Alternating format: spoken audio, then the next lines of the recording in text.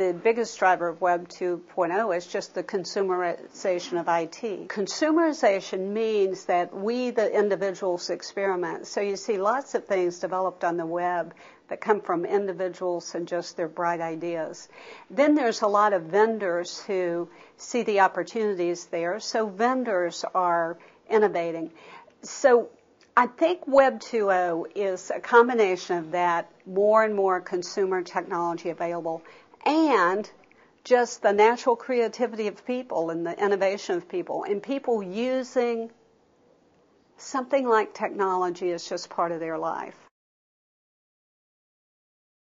First big usage of the web by enterprises occurred in the early 2000s and the late 1990s.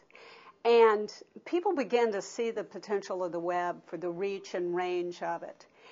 The applications and the functions they built were usually just web versions of things they did in the physical world. Web 2.0 represents is the next generation of that web and the opportunity to create some new kinds of business models there, not just replicate the things we'd always done, but to create some new things. Now,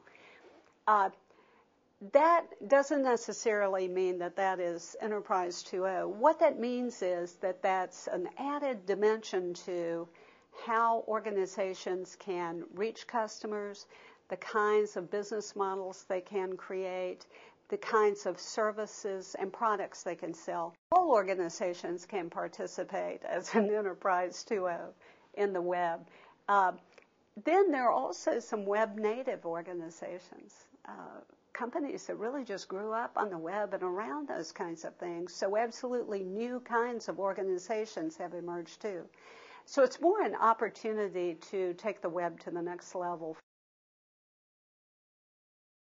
Organizations need a real strategy around how they want to take advantage of this, where they think they can take advantage of it, and they need some experimentation. The cost of experimentation in the age of consumerization and this Web 2.0, the cost of experimentation is fairly low.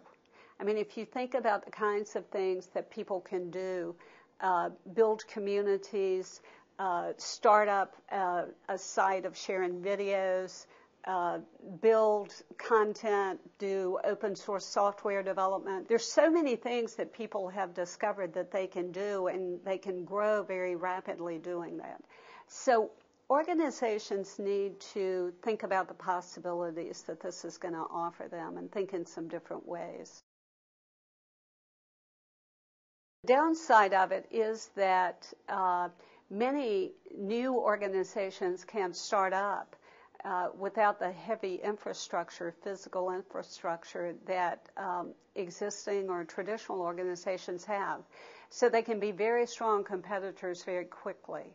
And with all the options that companies have for where they get their infrastructure, they can be very, very low-cost kind of organizations. They can move much more quickly. They can be much more agile. So that's a threat to the organizations that are more heavyweight and have that traditional. It's an opportunity for them to perhaps take some part of their organization into this new space, and it's clearly an opportunity for new competitors who can compete.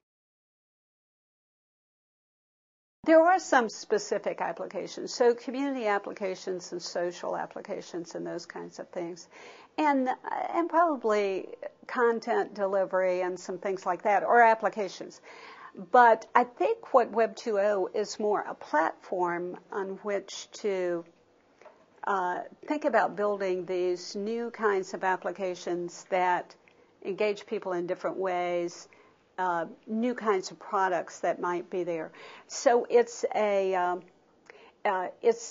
space that provides the platform and the potential for new kinds of applications rather than a set of specific technologies.